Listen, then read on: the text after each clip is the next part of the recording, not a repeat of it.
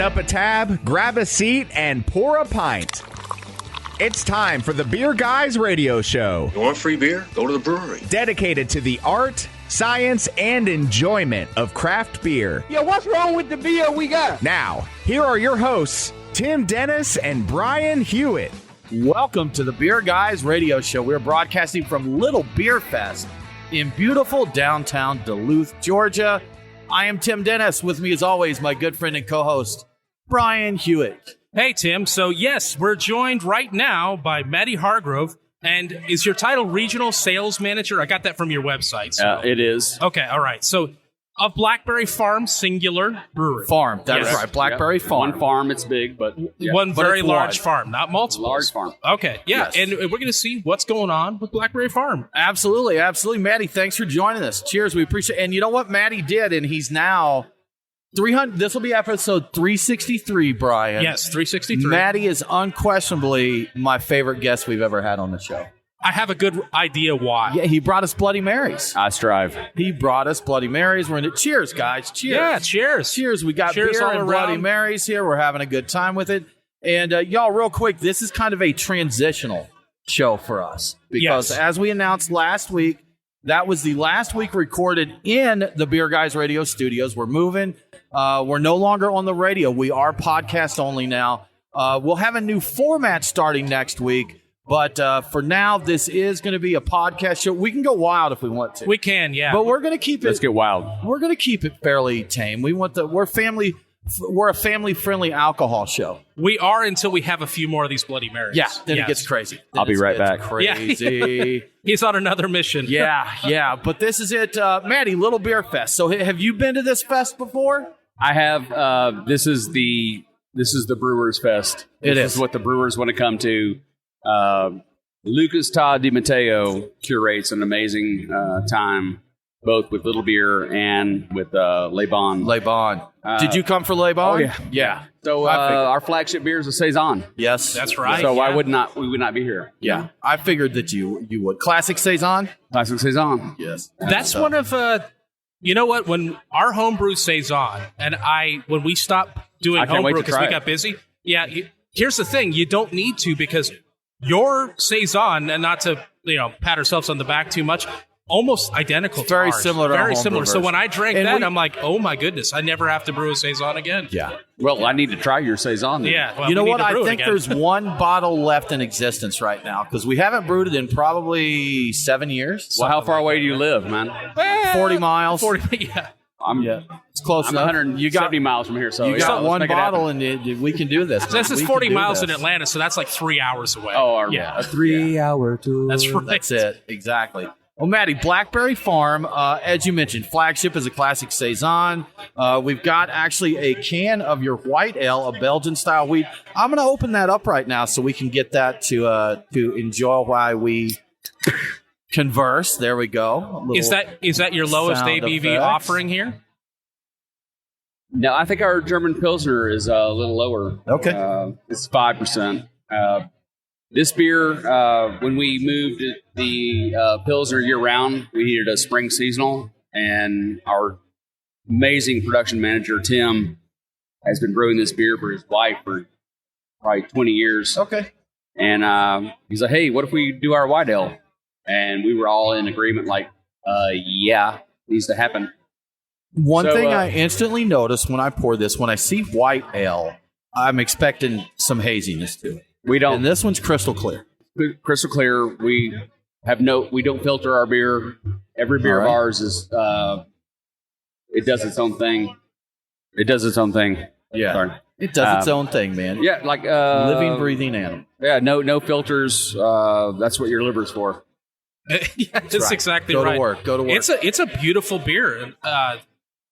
Nice fine bubbles on it. It's Coriander, pink peppercorn, Yeah. lemongrass, and some orange zest.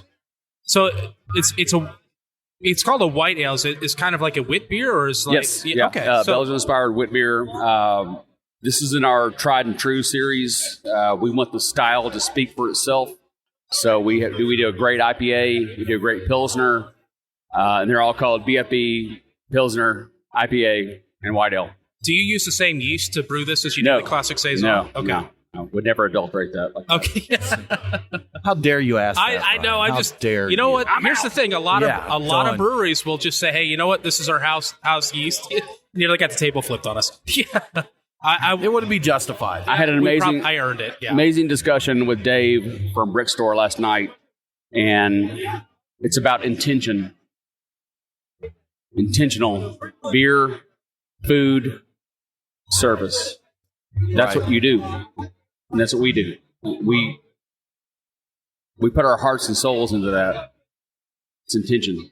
Now, something I want to throw in real quick as we move along here. So, Blackberry Farm Brewery, there is an actual large farm resort. Would that be the right word for it? So totally. And fairly deluxe, correct?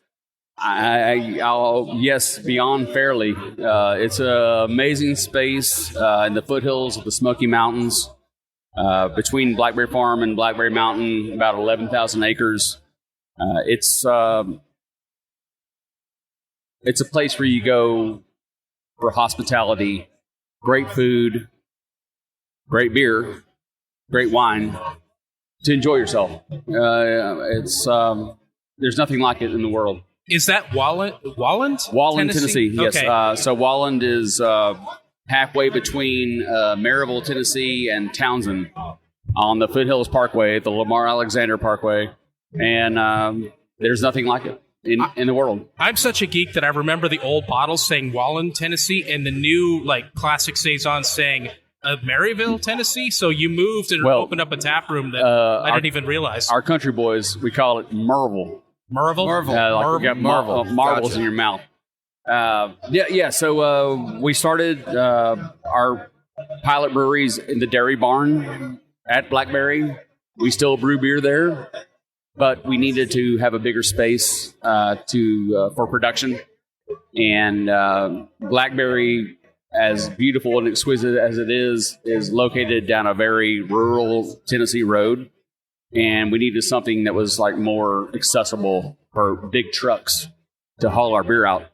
And our leadership definitely chose to move 20 minutes from the farm for our production facility. I think it's interesting putting the elite resorts in places like that. My mom's side of the family is from a little town called White Sulphur Springs, West Virginia, and I've been there. The Greenbrier is in White Sulphur Springs, and it's look, no hate for White Sulphur Springs, but it's a podunk hillbilly town. Or actually, I can't say that now. It's been a long time since I've been there, but it's gotten fancy. We've I know talked it to some breweries from there. Yeah. But then you've got the Greenbrier there, which is just a very old South hotel, golf and white glove treatment and all that. But other than that, it's just rural West Virginia. Is that the location of the secret bunker under the Greenbrier, right? That's right. So that comes up. Yeah.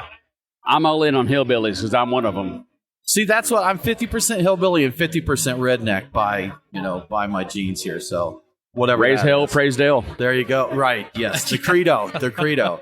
Absolutely. Now, another festival kind of going back, they haven't been in Atlanta in a few years. Brian, what was that festival we went to that was like the dress up Saison and nice foods event? There were oysters and Hamon Iberico and Nuit Belge. Did you ever come for Nuit Belge? Love Nuit Belge. My dear friend Matt Leff with Rhizome Productions took it around the South. Had it in New Orleans. Had it in Atlanta, Nashville, Charleston, I think? and Nashville. Yeah. He's Rhizome's based in Nashville. Right. I think it was before its time. I would agree. Yeah, I loved it. To have Belgian-inspired beers. I mean, hell, our flagship beer is a Saison. Yeah. It's perfectly fitted for us. But and great food pairings to go with it. Yeah. When you have chefs from the local markets want to pair with Belgian-inspired beers, it was gorgeous, but it was before its time. Kind of like all the restaurants that were farm to table before farm to table was hip. Right. Well, that's Nuit Belge was the same way. And I hope it comes back. I hope they bring it back. Duluth would be a fantastic place to have it. Yeah, that would be great here. This really is a great place for a festival. And that's, I don't get over here. Actually, when I come over here, it's for Good Word or Good Word related events there. So, we come over, have a good time with it. But the Nuit Belge was nice. You dressed up a little bit for it. nice small plate samplings from some high-end great chefs. Yeah, and the exactly. food there and all that. So it was great because really the chefs like resonated with the intention of it. I'm always going to go back to intention. I sense a theme. Yes. Let's theme on. They loved pairing great food with great beer, and I think it was 5 years before its time. So one thing I would really like to ask you about, to talk about the Campo Seco coffee. Campo Seco, is that right? We need to talk about that a little bit. Like, we don't have a ton of time, but a coffee lager, right? And you brought that here. Yes. That's right. You don't care for this one, do you? It's polarizing. Okay. It's well made. We make great beer. It's not to my taste, but that's not what rules the day. So does it need more coffee, or is it what would you like more about it if it were changed? For me, like, why mess with a great thing? Okay, don't put the coffee in it at all. But it's great. It's a great beer. It's well made. It's intentioned. It's got the good intention. Our team wanted to do it, and I'm all about that. It just doesn't resonate for me. Okay, no, fair enough. But it's fantastic, and I'll probably have another one here in about 20 minutes. So, Matty, one more question for you. Being there in the hills of Tennessee, do you guys do any spontaneous beers up there? Capture something from the hills? Several years ago, we had a yeast collector. He's now with Carolina Barron House. Okay. Good dude who captured some yeast. If you want to talk about yeast, Jeff Mello from Bootleg Biology is around here. Okay. Oh, okay. And captures all of the goodness around Tennessee, at least in Nashville. His beer that he captured this yeast with Brandon Jones from Yazoo Embrace the Funk. Locale is a local yeast. That's what I love. What the industry is coming back to is, we're using over 50% Tennessee malt. Unfortunately, or fortunately, we send it to North Carolina to be malted. Hopefully, there'll be a maltster that will, rise up in Tennessee that we can make it a little more economical and echo. Go all local there. Do you send to Riverbend? We work with Riverbend. They're great. Carolina, they're fantastic as well. But yeah, you should have Jonesy on here from his locale. We'll have to catch up with him. That'd be a fun topic to discuss. He's great. Sure. Yeah. He's the Embrace the Funk, Milk the Funk. He's the guy. He's the awesome. guy. Yeah. Well, Matty, thank you so much for sharing beers and Bloody Marys and your info with us. If people want to find out what is going on with Blackberry Farm Brewery, where's going to be the best place for them to do that? BlackberryFarmBrewery.com. Easy enough. Thanks so much. We appreciate it. Cheers. Let's go. You are listening to the Beer Guys Radio Show live from Little Beer Fest, and we will be right back. Welcome back to the Beer Guys Radio Show. Remember, all episodes are available on demand, so if you missed the broadcast, and I know you did, get the podcast. Beer Guys Radio is available on all popular and unpopular podcasting apps. Now let's get back to the show. We are back to the show. We have the one, the only John Holl with us. John, thank you for joining us, sir. I got to correct you immediately. Tell me. My dad is also John Holl, so I'm not the one, the only. Okay, the one, the two. The two, the John several. Holl. The old man's still around, and I'm grateful for that. And my grandfather is also John Holl. I'm actually seventh. Oh, my gosh. I could see John Holl, and no then it's allegedly going to end with me. The seventh, which I'm all right not with. the only. Okay. I have a daughter, and she's lovely, and she's wonderful, but it'd be weird to name her John. And but not impossible. Not impossible. Yeah, absolutely. But I feel like there'd be screaming matches in high school. If you've ruined my life, it's a boy becomes named Sue, it becomes right? a Johnny Cash song. Yes, exactly. yeah. So yeah. John, you've thanks for got having me, your guys. irons in a lot of fires here. How do you introduce yourself, John Holl? I'm a Renaissance journalist. man? I'm a journalist who covers the beer industry, and I'm the editor of All About Beer. Perfect. Awesome. Sounds good to us. John, we're at Little Beer Fest in Duluth, Georgia. You just had a lager panel. This town is charming as all get out. Isn't it, though? It is. It really is. Like, I can't get over it. It feels like Mayberry meets the Truman Show. Like, none of it's real. True. This is very Truman Show. Yeah. It really And is. That's factual, too. Yeah. In a good way. In a good way. No, in a good way. It's not like manipulating, like, a young man's life from birth on. It could be, and we're just not aware of it. That's yeah, we'll just carry on with it being. Anyway, a good I'm thing. sorry. Yeah. We're at Little Beers. Yeah. We're a little beer. You just held a lager panel. We didn't get to join it. We were attending to You our guys were booth on. and Yeah, you guys were on the air. How'd the lager panel go? Really well. I was fortunate to sit down with Lisa Allen from Heater Allen and Ashley Carter from Beer Stott and Jeff Bagby from Bagby Beer and Eric Larkin from Cohesion. And so Todd DiMatteo, who puts on this festival from Good Word, asked me to come down and do a panel that could be broadcast out over the speakers in front of everybody and to add some educational value, which I was really confused as to why he asked me to do that. But I was grateful for the opportunity. And having those 4 lager brewers up there to really talk about where the state of lagers is right now was fascinating to me because it is so rooted in tradition, right? And as they were talking, I'm looking out over all these tents and thinking about everything that's being poured here. It really sort of gelled for me because there's a lot of festivals that exist right now, right? And you guys know this, like where it's what's the hype beer or what is the 12% imperial stout with, a vanilla from a variety that you've never heard of before with 90 pounds of coconut and all of that kind of thing. And those are good for little sips. And like, it's kind of fun to tick off if that's what you do on Untapped and all that kind of thing. But here that everybody is bringing it's like 5% or less, 4.5% or less, is fascinating to me. And that it's all properly done lagers, properly done English ales, small little pale ales. And it's such a return to when I first started covering the beer industry of these are the beers that I came up on. And to see people who are just excited to be here and then hear from brewers that are passionate about making it, it's a real privilege. It's a lot of fun. So, John, something probably for 5 years now, I've been saying lagers are the next thing. Lagers are the next hot thing. And it's something, if you keep saying it long enough, there's a chance you're going to hit it. But we are in a lager moment here. Would you agree?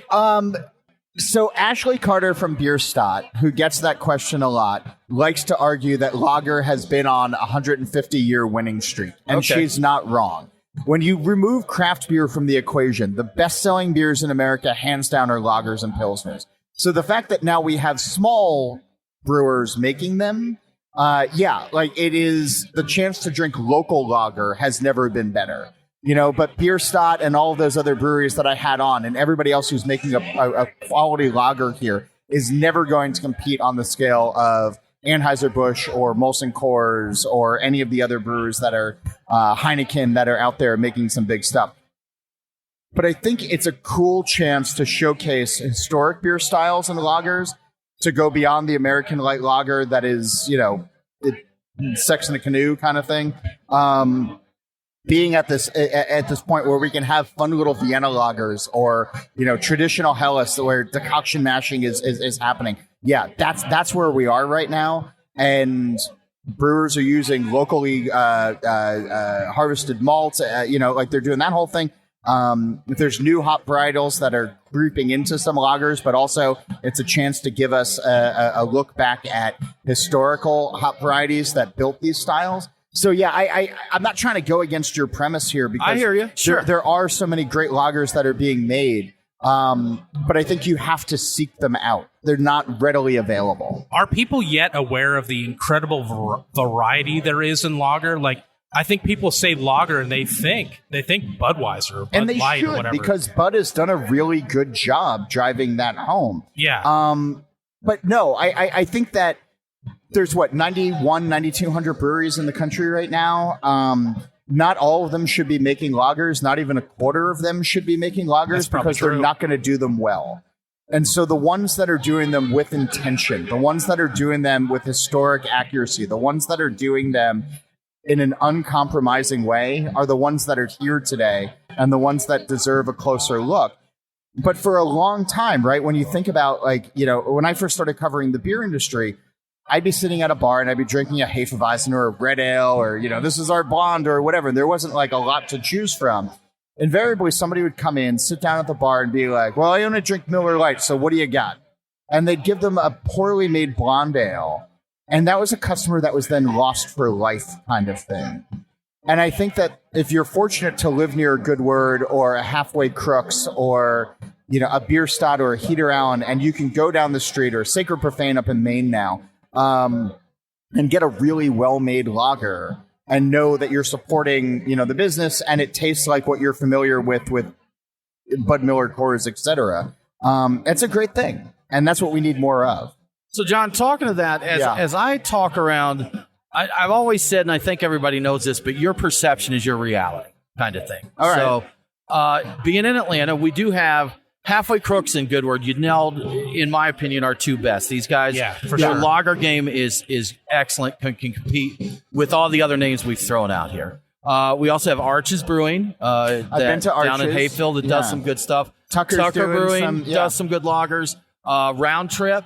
That's right. Has Round good Trip. lagers. There's really some cool quality route beers beers too. Yeah. So we've got half a dozen-ish in Atlanta. So my perception is lagers are pretty strong on the craft beer scene regionally, but I talk to people in other areas, and I'll say, even some of the brewers, how's the lager scene in your area? They're like, eh.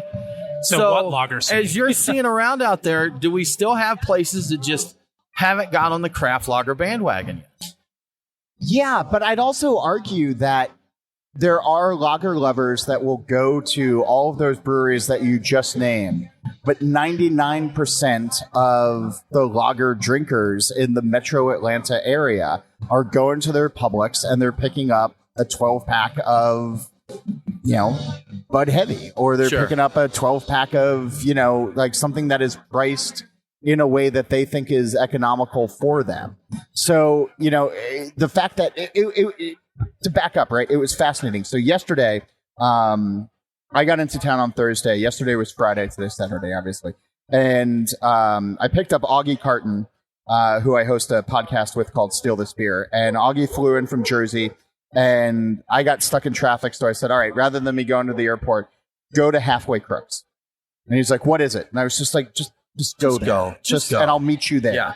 And I got there, and he showed up, and he's like, oh, I understand like why we came here. And every brewer that had just flown into town, that was their first stop before they went to Brick Store. Sure. And it shows you what brewers want to drink and what they're excited to drink and what they're excited to go after. Nobody was showing up at like whoever, Sal's House of Hazy IPA, whatever that is in Atlanta. I don't know what that brewery is because that's not what somebody would tell me to go to. But everybody was going to Halfway Crooks. And Bob Townsend from the AJC took me there the last time. And so I was happy to go back there again this time. And that's what brewers want to drink. And I think that brewers are now trying to find ways of making lagers of exceptional quality, but then trying to communicate that to their drinkers of, I know you want vanilla, or I know you think you want Citra Mosaic, or I know you think you want, but like there's something to be said for cracking open 3 lagers at the end of the day of 4.5% and feeling really good about it and tasting, some nuance and some subtlety, and it's beer-flavored beer, and that's what these guys want to get back to. I know how to change people's minds. All I need to do is experience a Kolsch service. That's honestly, after that, I'm like, it was a style that was kind of not really on my radar. I had a Kolsch service. I'm like, I just want to go to town. Is Halfway Crooks doing Halfway that? Crooks. Yeah. Their Farina's actually pouring here today, which is what they pour. So Brick Store Pub and Halfway Crooks do Kolsch service occasionally. That's awesome. And I mean, there are breweries. I mean, Notch does it up in Salem, Massachusetts. There's a few other breweries that I know have done it.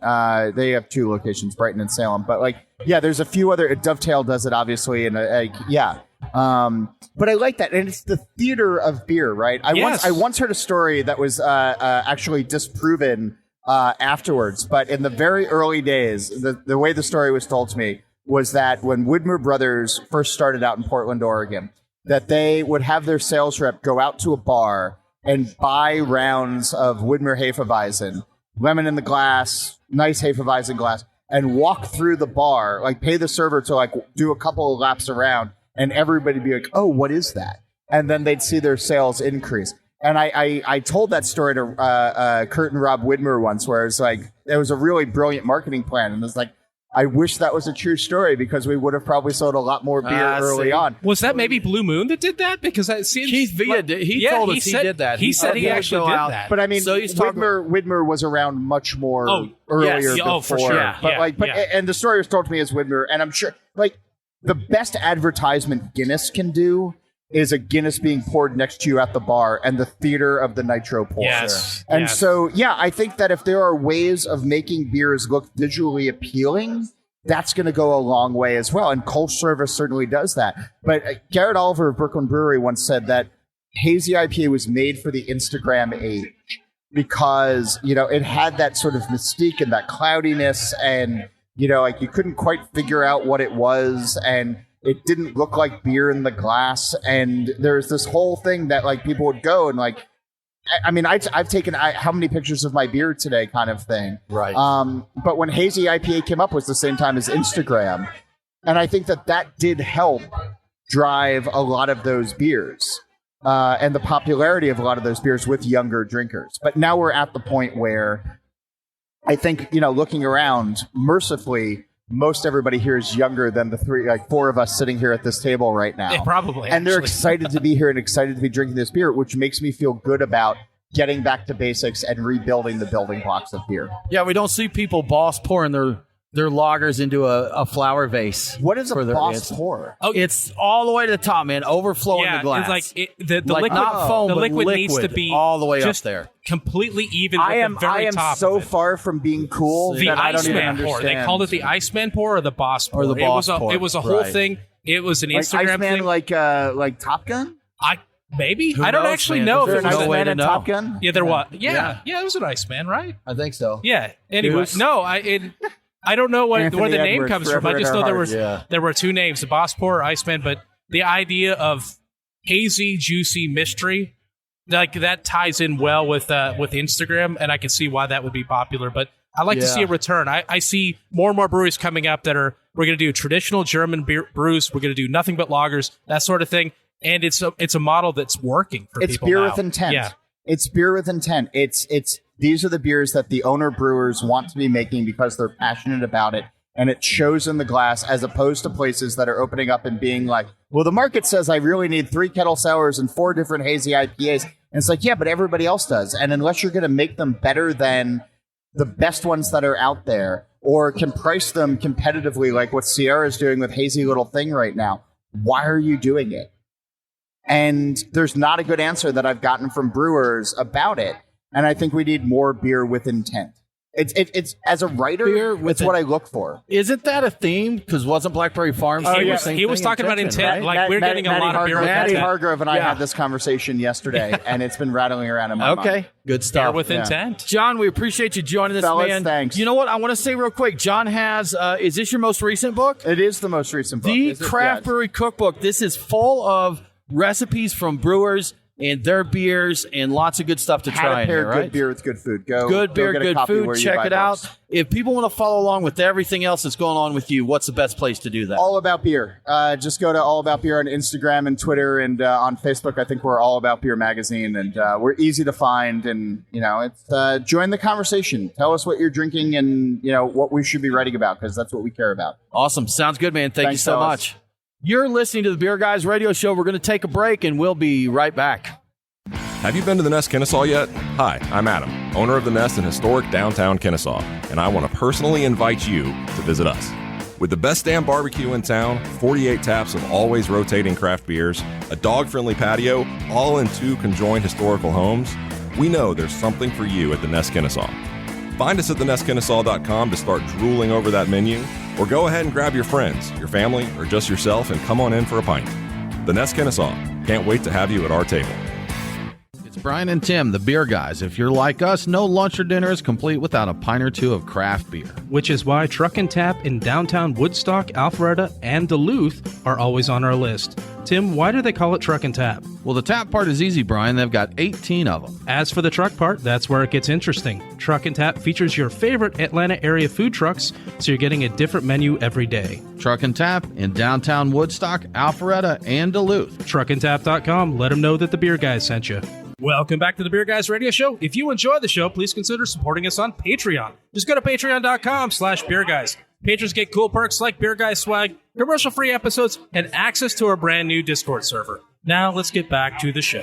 Back to the show, Little Beer Fest, Duluth, Georgia. All of the awesome Little Beers, lagers, from around the world, Brian. Indeed. Even from out in your neck of the woods. Out in my neck of the woods, I see Austria, like Eggenberg is here. Is that Austrian, I believe? Yeah. Maybe. Who knows? No one knows. I think it's them. No yeah, one knows. It's unknowable. No one knows. It's unknowable. But right yes. now, an awesome lager brewery from out in Oregon. We have Lisa Allen with Heater Allen with us. Thank you so much for joining us. Yeah, thanks for having me on. Absolutely. We love your beers when we can get them, of course, way out here in the Atlanta area. But we're Pilsner lager fans of all shapes and sizes. So, really looking forward to chatting with you here about lagers. Yes, lagers indeed. You've got a lot happening with lagers. In addition to Heater Allen, which is here presently, you've got a side project you're working on too, right? Yeah, we do. So my partner, Kevin, formerly of Wayfinder Beer, he and I actually purchased Heater Allen, and we are... You've got your beer's being stolen, Lisa. Creature Comforts is stealing your beer. Coming in here. I was like, who is that? Yeah. Anyway, yeah. So we started. So we're still going to be making the Heater Allen beer, but we also are starting our own brand called Gold Dot Beer. Also specializing in lagers. We'll also probably make IPAs, maybe English styles eventually. Kind of branching out just slightly from what Heater Allen does, but yeah, still making the Heater Allen brand as well. And cool. We're in the middle of a cellar expansion, so that's pretty exciting. And so I have to admit, with Heater Allen, I've followed you a lot. Your Pilsner really is the one I've had the most, and that's what I look at. But do you just focus on lagers with Heater Allen? We do. Okay. We do seasonally. We make a Kolsch style, so that's actually in tank right now. We kind of release it late spring. Well, actually, early spring, I guess it would be. It's like, what time is it? It's hard to keep. We'll probably release it like in mid-May or so. Okay. And then we do like a Bavarian style hef as well. We've done an alt beer and stuff, but yeah, mostly lagers. So any ales that we do are kind of in the kind of German realm. And you were doing lagers in that. How long has Heater Allen been doing this? Like 15 years now? Yeah, actually, it'll be 16 in May. Okay. So yeah, a long time. So that was before craft lager was cool, so to speak, yeah, right? Yeah. That was a big jump to take at the time. What made you decide to go that route?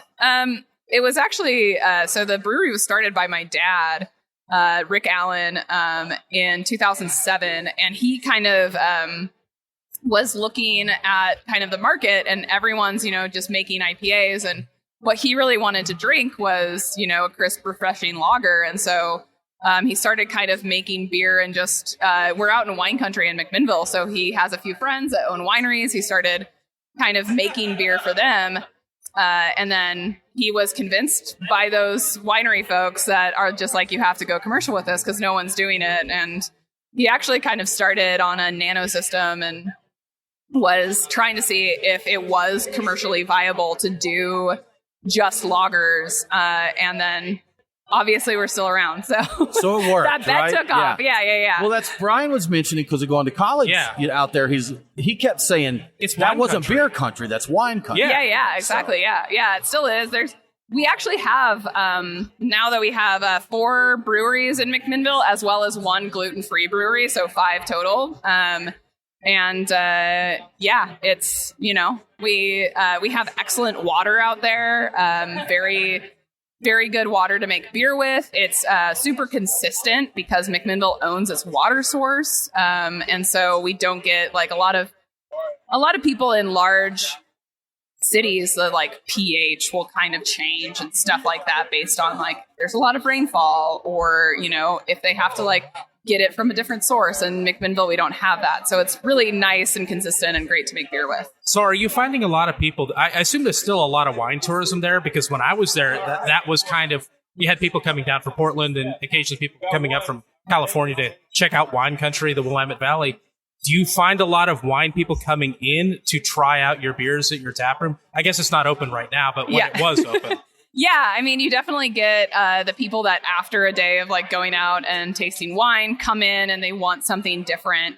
We're in the middle of kind of remodeling, redoing our tap room. And we do want to have wine available as well. So like once we open back up, of course, we'll be featuring the Heater Allen and the Gold Dot beers, but we'll also have some great wine on tap as well. But yeah, McMinnville's really, we have this great group, hospitality group, Visit McMinnville, tourism board, whatever you want to call it. And they're doing a great job at promoting the city and getting people to come out. And so we're kind of, betting on getting those tourists to come in, as well as locals. Our local population is really important too. And people that live in McMinnville are, really want to support McMinnville businesses, and especially we've been around for a long time. So yeah. 15 years. Yeah. That's so important to get your city kind of bought into things. Yeah. And that's a great example is here where we are right now in Duluth and great. Goodward. Yeah. I've been in the Atlanta area 20-ish years. And when I moved here, Duluth, there was nothing here. No one came to Duluth, And then they've revitalized this square here that we're on right now. If y'all could see it, just a gorgeous, there's a big bell tower over the festival center, a clock tower. It's very scenic. A huge space. It's just really nice here. Yeah, it's beautiful. And then we have the place where Goodward is. There's barbecue. There's nachos. Yes. There's biscuits. Yeah. It's just a really cool spot. And Duluth has been very good. And we're seeing a lot more cities that are embracing craft beer as part of their identity. Yeah. Kind of, this is what we do here. I live in Woodstock, Georgia. Probably doesn't mean a lot to people, but you have the Anchor Brewery there, but we downtown. have Reformation Brewing is there. Jekyll Brewing just opened up there. Our mayor is what was formerly a House representative that helped push a lot of beer bills here. So the city is very friendly to craft beer, and it's helped a lot. People come down and have a drink, and then there's a restaurant that opens up next to them. Then this happens, and then you've got a thriving downtown, a thriving area that people want to come and hang out and have a lager. Yeah, exactly. One of the things I was wondering, because of all the wine influence there, what's the big crossover beer, this lager-wise? Is there one that it just appeals more to wine drinkers than other styles, perhaps? I definitely think our Pils, which is our flagship, that is hugely popular amongst the winery workers during harvest. I came from actually the wine side, and so I know from experience that after processing grapes all day, you do not want to drink wine, you want to drink beer. And so Pilsner's super just because it's pretty simple, but also it has this nuance to it, and it just has these really nice kind of, you have a nice hop flavor, you have nice malt character to it, and it's just easy drinking. We also do a beer right around the winery harvest called the Harvest Lager. And that actually we do in conjunction with Visit McMinnville, which I was speaking of earlier. But this beer is, that's a super popular one amongst the wineries as well. And actually it's kind of cool because Visit McMinnville, they come and they buy a few cases, and then they go and they take it to wineries during harvest. So kind of a fun little project that we do with them. And yeah. Now, have you put anything in wine barrels, or maybe put some grape must in a Pilsner? We don't. We haven't. We haven't. I don't know if we will. All right. Okay. Because but I never say never. An abundance of barrels around. That's a lot of opportunity. We have done. We did a few kind of early on. I've dabbled in doing a couple of barrel aged lagers. The hard part is just the storage situation and kind of all of that. We don't have a great way to store them. It's because we don't have the great storage either. Typically the beers can become oxidized pretty easily. Good point. And okay. so, yeah, but never say never.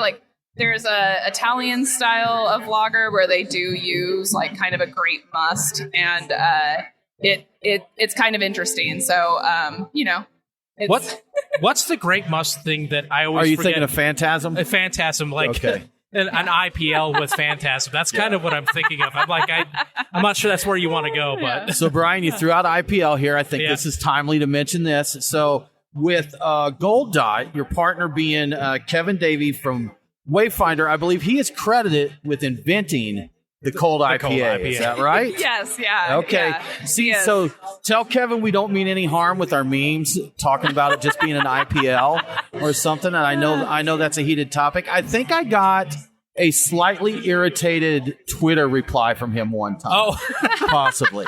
So, but we well, assume that the Gold Dot will be exclusively cold IPA. all cold IPAs, right? Good stuff. I mean, we will make cold IPA, but not exclusively. So You kind of have to have one, right? yeah, At exactly. least. Yeah, So, yeah. Good Yeah. stuff. Well, I didn't know at first until I think you made a comment about opening up. So Gold Dot and Heater Allen, it's within the same space, Yep. correct? Yeah. Okay. So it'll be Gold Dot is kind of like a brand underneath Heater Allen. Okay. So Gotcha. yeah. And What will be when the is the distinction between the beers from Heater Allen versus Gold Dot? Well, we'll have. We're still working on a logo and all that sort of stuff. I think we'll have it ready soon to release, but we'll have like a different can label and all of that sort of stuff. Still want to do lagers because that's both like Kevin and my passion is making lager beer. But yeah, we will have a cold IPA. And yeah, like I said earlier, maybe some English style beers eventually. And yeah. Very cool. And when is the timeline to get that going, get the tap room open? We're hoping, so we're going to open we have a big outdoor space, and we're going to open that once it stops raining in Oregon. Okay, gotcha. It never stops. You'll never open. So that'll be, we're hoping like late June, kind of by the latest, like early July. And then the indoor, we don't really know because we're kind of like, we have to move a bunch of stuff around. So before we can even start remodeling.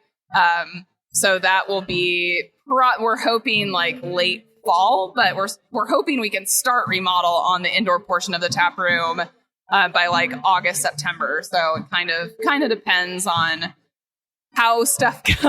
Yeah. It's like one of those things of putting all the pieces together.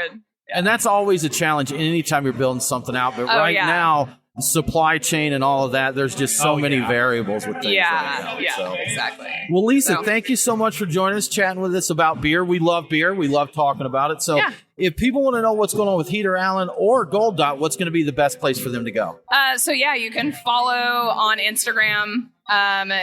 Heater Allen is at Heater Allen Beer. Gold Dot, I think, is at Gold Dot Beer.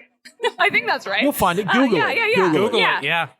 Yeah, and that's like, and then also we haven't built out the website for Gold Dot Beer yet, but Heater Allen, heaterallen.com is a really good way to kind of read about the brewery and learn about what's going on. We update it relatively regularly, so. Yeah. Awesome. Well, thanks again. We really appreciate it. Yeah, thanks for having me on. You bet. Yeah. Well, you're listening to the Beer Guys Radio Show. We're at Little Beer Fest. We're going to take another break, but we'll be back in just a minute.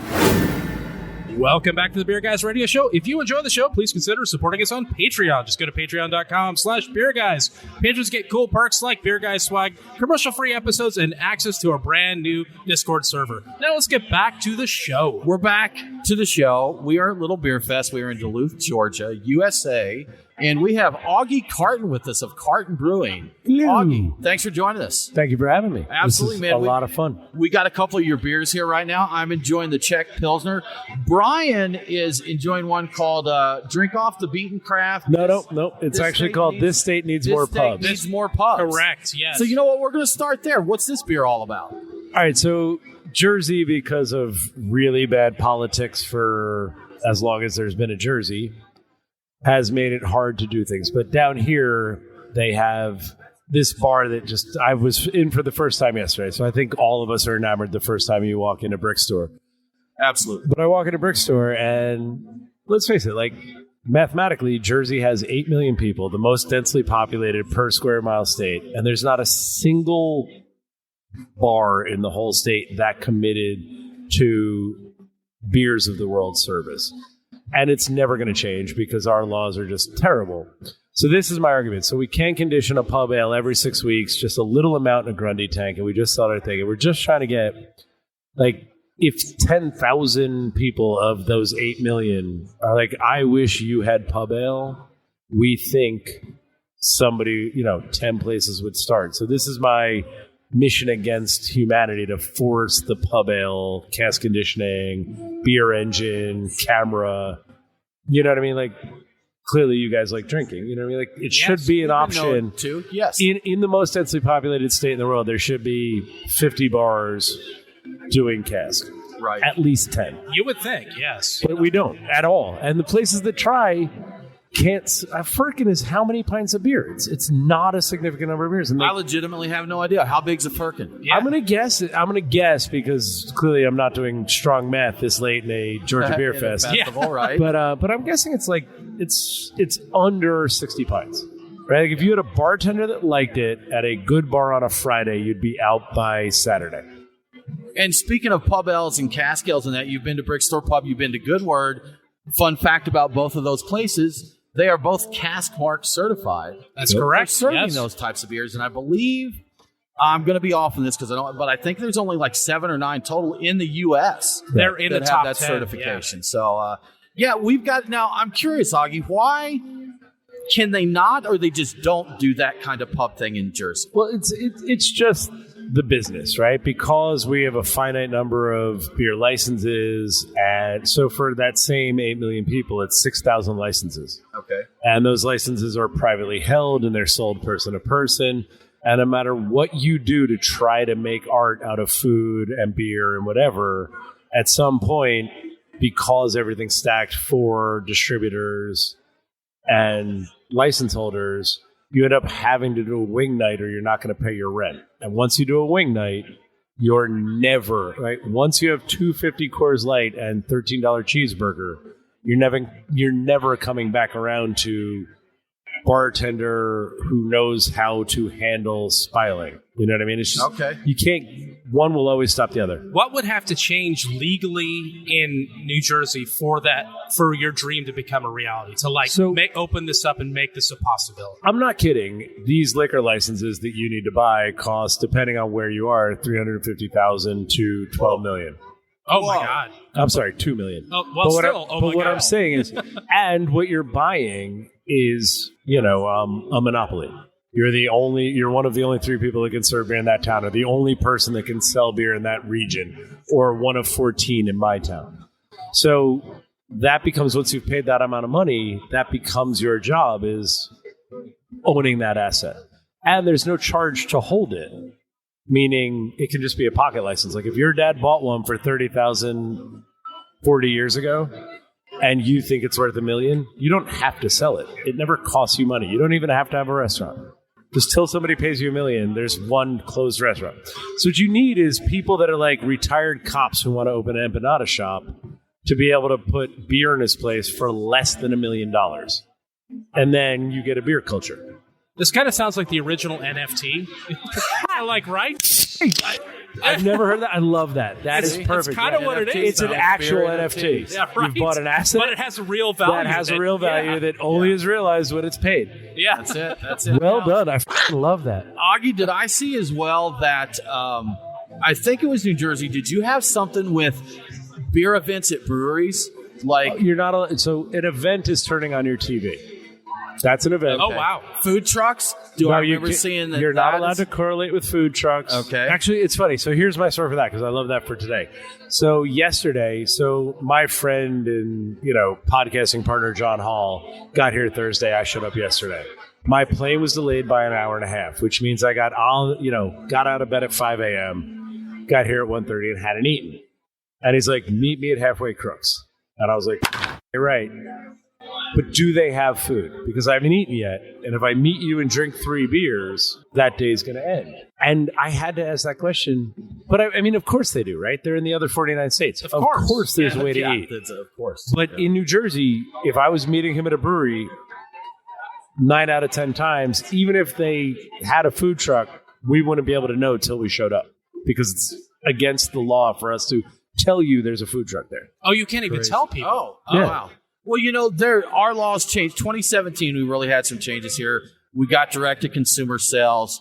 Laws changed, and that's really when we kind of boomed here. We went from 40 or 50 breweries to I think we're about 150 now. So about 100 growth in, say, 6 years. But we had tours and tastings. Right. You'd go in, you'd get a sample, you'd get a little pour of beer. They couldn't sell you anything to go.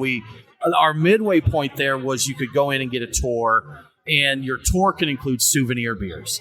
So they could give you a 6-pack or something. Right. We had the same limitations when I opened. Okay. I was allowed to sell you the equivalent of 2 growlers or 2 6-packs. I could only give away tastings, which is so whatever. The thing here is, look what's happened to you guys in 3 years. I have had the crazy. nicest beer weekend of my life. Like, everybody's making beers. There's such a density that you have some specialists in lagers, you have some specialists in cask ales, right? Like, there's such a density and such a uniform. And what's funny is I was telling John this morning, I was like, you know what I realized when I went to bed last night is I walked into 3 different restaurants, saw a guy eating a cheeseburger that looked so good I had to have it. I was like, so at Goodword, at Brickstore, and down at Halfway. Right. I was like, because I'm not a cheeseburger guy, but I'm a food guy. I was like, that looks amazing. Get me that cheeseburger. And I had 3. My whole food yesterday was 3 cheeseburgers and a lager beers. We are spoiled. We expect top notch. Hey, man. Yeah. And that's how you move forward. And if you're in Jersey, it's worth mentioning that we are a clean podcast. Yeah. Sorry. So we'll censor the ones, but just an FYI for going forward. I'm bad about that. I'll Jersey. That's a Jersey. John was disappointed as well. John was disappointed we were clean. So, that's authentic. Yeah. That's how we talk. That's it. I'm sorry. We're getting the real stuff here. I really am sorry because I should be better than that, but that's okay. I'm just not. That's okay. But you're find that speaking a lot with in the beer passion industry. from the heart. That's right. They just come with it. And you're talking to me about politics. Anyway. So I should say I just stole a fast fashion Schwartz beer and it was good, isn't it? It was very delightful. It's so Leave tough. that one. It's tough. Very delightful. One but more. now I'm going to switch to join you guys in my beers because I'm drinking too much. I agree with him. Yeah. The fast fashion sports beer is quite nice, and it's worth swearing over. It's that Strum nice. Diddy. Yes. Yeah. He gets me going. Anyway, man. Thank you, gentlemen. It's nice to. So you got to tell me about the beer that you were talking about Right, earlier so the before Java the box. show. With it. Yes, You were drinking yes. coffee lager, so Yeah. this is one of those things. So I think the beer we're most famous for is regular coffee. Regular coffee. Even though Absolutely. it's either Love boat it. or Love regular it. coffee, right? Right. Boat or regular coffee are the two people know us for. And the joke there is I was trying to make a paper cup of coffee, milk, 2 sugars, beer instead of a coffee stout. And I did that by teaming up with a roaster across the street from us who helped me. He's like made me 30 cold brews, just put numbers on them. I gave him notes. We figured it out. We made, because I wanted to taste like it's hard, but the S word cup of coffee. But I wanted it to be good, right? So I was like, we need acidity and bitterness, but in a good way, right? So like artichoke bitterness and lemon acidity, not cleaner. So you go in like Right. diner coffee, right? Right. You know what I Like- mean? Like you want that old earned coffee flavor and then milk, Yeah. 2 sugars. Yeah. But I want it to be pretty. So our local roaster got me into that. We started talking, and that developed a now 12-year-old relationship where on my way into the brewery, I stop at his place. He's like, try this. And he's teaching me how to taste coffee. And so a couple of years ago, like 4 years ago, he gives me I want to say it was a Bali Blue Moon coffee. And he starts describing it. So we're tasting and he's teaching me. Was it Kopi Luwak? I from don't Bali? know. Okay. But it was a Bali. He called it Blue Moon. But he's like, all right, so when you get this, you should get like dry cherries, figs, little bit of brown sugar, you know what I mean, and whatever. And as he tells me that, I'm tasting it, I'm definitely getting it. I was like, but do you not know that you're describing a Doppelbock? And he's like, what are you talking about? I was like, well, if you make a Doppelbock exactly right, it tastes like dried cherries, figs, brown sugar, whatever. Sure. And that started this kind of idea in my head. I was like, well, could we make... So basically what we did was a Doppelbock grist and then took all the hops out. And we put those coffee beans in green at the boil and then whole at Whirlpool and cold brewed at dry hop. And the idea wasn't to make a coffee Doppelbock. It was to make a beer that somehow tied how that coffee tastes like a Doppelbock and that Doppelbock tastes like a coffee. So we call them Java Box. There's no hops in them. And we do it every Lent, and this is what I think you loved. And we do it every Lent. We sell 40 cans at the first day of Lent for $40. And if you drink one a day, like a Cistercian monk would during Lent in the 1600s, you get one a day for your fast. But now we do it basically every December. I call them up. I'm like, go find me a different. So this year was Costa Tor, right? You get it, Costa Rican coffee, a Tor or Bali Nader, and we just make a Java Bock, which is a Doppelbock with no hops and coffee beans, and we try to just find you can't not taste coffee, but it's not a coffee beer. It's so that's what we're talking about. Does the absence of hops, is that a really noticeable thing, or do you not notice it at all? It works for me in a cool well, but there's two things that are unique about it that I still haven't ironed out because I don't have a science relationship to figure this out. But there's two things. One, it's a little more slick, and I don't mean diacetyl slick, but just coffee oils slick. Oh, yeah. So interesting and works, but but it's a mouthfeel change. And two, the acidity of the green beans. If you wait a year for the Doppelbock, or I've done an ice beer version of it, which is illegal in New Jersey, so you've never sold it or tasted it. But we do it. Yeah, we ice bock it. Technically distilling, I believe. Yeah. Right. Yeah. Which is a problem. So we never, but we do it. You freeze a couple kegs and pour off. It goes immediately sour in the weirdest, neatest way because of the acidity inherent to the coffee beans. Oh, weird. With the malts, as you push up. So it's a very neat acidification without fermentation or acidification. So that's the other fun thing, but I can't control for that yet. So I tell everyone, I'm like, look, if you like it like this, drink it in 6 months. If you want to see acidity, save the other 2 for a year. Do you use the same base Doppelbock recipe every time, or do you change it for the beans? 100%. Okay. We're looking for where they cross. We're not trying to... we do brew 2 beans in other projects. We do a Jürgen beer. We just did a collaboration with Other Half where Sam is now roasting coffee beans. So we got his beans and did our old all orange everything beer. Plus this very orangey coffee bean he has. We always figure out coffee, and I'm always working to coffee or working coffee to us. But this one, it's just those beans that, because you learn those tasting notes, right? And cherry, think about it. Dried cherries, figs. It's just, that's what a Bock tastes like. Yeah, and so many coffees do that. I like that in a coffee, and I like that in a beer because I'm a big coffee nut, and I love coffee tones in a beer. That's okay. I dig it, man. I love coffee. It made me think him talk about changing the beans and keeping the recipe. That Terrapin 4-pack they did 5 or 6 years ago. Oh, yeah, with all the different beans. It was stout, the same base stout, 4 different beers in one 4-pack with a different coffee bean. All I hear, when you say that to me, all I hear is how much did they pay for the equipment to make that happen? Well, that's I was thinking. If I wanted to do 4 different cans in one 4-pack, I would need 70 more employees, and I'd lose 69 of them day 2. Yeah. That's what I was thinking. I was like, all right, this had to be hand-packed, let's say here, small batch, all that good stuff. But it was very cool for the consumer. It was very cool for the consumer. And very noticeable how different each beer was. So just different. with the coffee bean change. Do you remember a dozen years ago when Mickler did his single hop bottle we were just thing? talking we about talked those about in the recently. last show. But that was one of those. But the problem was so many of them were so freaking tired. So when I freaking got to tired. them. It's what you're writing all the times I cursed. It's the timestamps. It's definitely So I owe you guys. I owe you guys at least 3 sheets of paper. We need a swear jar. We would be rich right now. I would just give you a Fill beer it every with beer. time. Yeah. See, I was going to say, well, just that fill it with works beer. too. Anyway, all right. What else do we need to talk about? I think we've hit it, Augie. I think we're here for now. So thanks for joining us. Thanks for having me, We guys. appreciate it, man. It's a lot of fun. Sorry about all the cursing. It's okay. It's okay. By the way, we're good. just by talking about beer, don't you guys have to put a parental warning on it? We don't. We've been clean for. I love that. That's a good rule. And I'm sorry So, about that. the reason we stayed clean is we were on the radio. We're syndicated radio, so we've done that, and we're actually and it's a good time for me to remind folks. Subscribe to the podcast. Actually, I don't need to say it because this won't be on the radio. It'll be a podcast. But subscribe. Tell a friend about the show. Look at all the cool people we talked to today. Augie Carton, John Holl, Lisa Allen. We've just had a really How good show. great is Lisa? Right. The best. All right, you know what we didn't talk about that I want to put out there. Tell me about it. Thank you, Todd, and for sure. This is the most dangerous. I think we talked about this 4 hours ago.